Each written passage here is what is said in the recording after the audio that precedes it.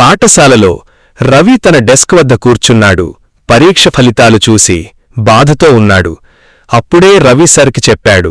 Sir, నేనేం చెయ్యాలో తెలీదు.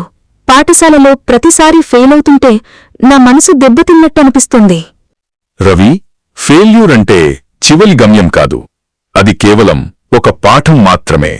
కాని సార్, అన్ని ప్రయత్నాలు విఫలమవుతున్నాయి. ధైర్యం పోయినట్లుంది. నిజమైన ధైర్యం అనేది భయాన్ని తొలగించడం కాదు, భయాన్ని ఎదుర్కోవడమే. నువ్వు ఒకసారి ప్రయత్నించడం మానినప్పుడు మాత్రమే విఫలమవుతావు. సార్, అంటే నాకింకా అవకాశముందా? ఖచ్చితంగా. ప్రతి ఫెయిల్ ఒక అడుగు మాత్రమే గమ్యానికి చేరడానికి. నువ్వు ఆ అడుగులు ఎప్పటికీ ఆపకూడదు. సార్, ఇప్పుడు అర్థమైంది. నేను మరలా ప్రయత్నిస్తాను, భయాన్ని ఎదుర్కొని. రవి, మనం ధైర్యంగా ఉంటే ఏ పనైనా చేయవచ్చు. ఇది నిజమైన ధైర్యం భయాన్ని ఎదుర్కోవడంలో ఉంది. ఓపికతో ప్రయత్నం కొనసాగిస్తే విజయమే ఫలితం.